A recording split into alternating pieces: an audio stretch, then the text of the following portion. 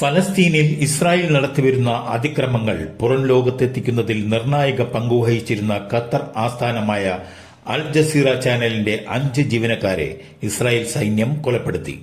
ഗസയിലെ അൽ Jazeera reporter Anil അൽ ഷരീഫ് ഉൾപ്പെടെയുള്ളവരെയാണ് കൊലപ്പെടുത്തിയത്.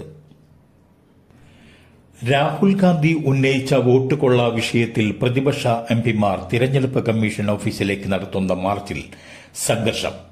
March transport ഭവന് മുന്നിൽ വെച്ച് ഡൽഹി പോലീസ് തടഞ്ഞു. ഇതോടെ ബാരിക്കേഡുകൾ മറികടക്കാൻ എംപിമാർ ശ്രമിച്ചതോടെ സംഘർഷത്തിലേക്ക് നീങ്ങി. പിരിഞ്ഞു പോകണമെന്ന് പോലീസ് എംപിമാരോട് ആവശ്യപ്പെട്ടു. എന്നാൽ എംപിമാർ അതിന് തയ്യാറായില്ല. ഇതോടെ വീണ്ടും സംഘർഷമുണ്ടായി. നിലത്ത് കുത്തിയിരുന്ന് പ്രതിഷേധിച്ച എംപിമാരെ പോലീസ് അറസ്റ്റ് ചെയ്ത് നീക്കി. ഇതിനിടെ മഹുവ മൊയ്തു, മിഥലി ബഗ് തുടങ്ങിയ എംപിമാർ കുഴഞ്ഞു വീണു. ഇവരെ പിന്നീട് ആശുപത്രിയിലേക്ക് മാറ്റി. രാഹുലിന്റെ വാഹനത്തിലായിരുന്നു ആശുപത്രിയിലേക്ക് കൊണ്ടുപോയത്.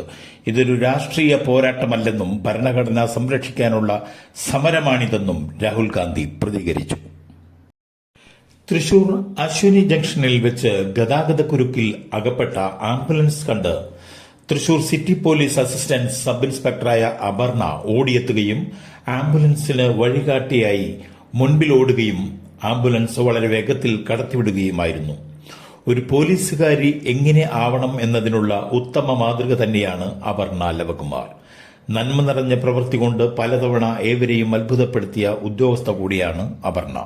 മുൻപ് ആശുപത്രിയിൽ ബില്ലടയ്ക്കാൻ കഴിയാതെ വിഷമിച്ചു നിന്ന രോഗിക്ക് തന്റെ സ്വർണവള ഊരി നൽകി തനിക്ക് അനുഗ്രഹമായി കിട്ടിയ മുടി ക്യാൻസർ രോഗികൾക്ക് മുറിച്ചു നൽകിയതും ഒക്കെ വാർത്തകളിൽ നേരത്തെ ഇടം പിടിച്ചിരുന്നു.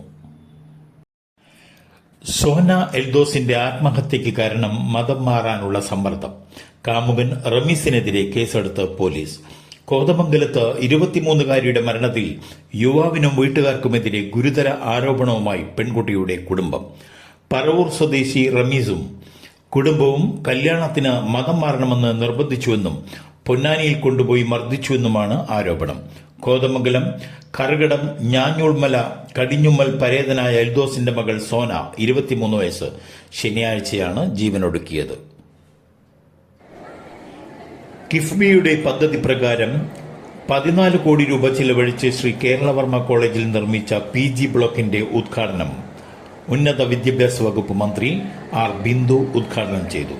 മന്ത്രി K Rajan, MLA P Balachandran, Cochin Devaswom board president K Raveendran, മുൻ മന്ത്രി VS സുനിൽകുമാർ തുടങ്ങിയവർ സംസാരിച്ചു.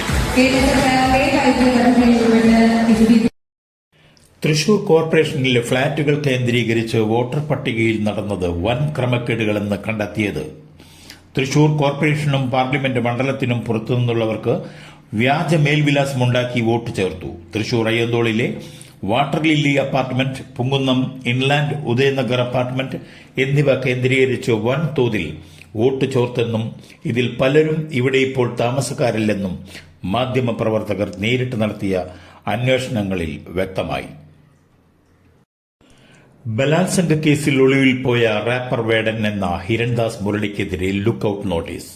വേടൻ വിദേശത്തേക്ക് കടക്കാതിരിക്കാനാണ് അന്വേഷണ സംഘത്തിന്റെ പുതിയ നടപടി. നേരത്തെ പുലിപ്പല്ലുമായി ബന്ധപ്പെട്ട വനംവകുപ്പിന്റെ കേസിൽ വേടന്റെ പാസ്പോർട്ട് കോടതിയിൽ സറണ്ടർ ചെയ്തിരുന്നു. പിന്നീട് അത് ഉപാധികളോടെ വിട്ടു നൽകുകയായിരുന്നു. ഇതിനാലാണ് പോലീസ് പെട്ടെന്ന് ലുക്കൌട്ട് നോട്ടീസ് പുറപ്പെടുവിച്ചിരുന്നത്. ബലാത്സംഗ പരാതിയുമായി യുവതി രംഗത്തെത്തിയതിനും പിന്നാലെ പോലീസ് കേസ് രജിസ്റ്റർ ചെയ്തിരുന്നു. അതിനുശേഷം വേടൻ എവിടെ എന്ന് ആർക്കും അറിയില്ല.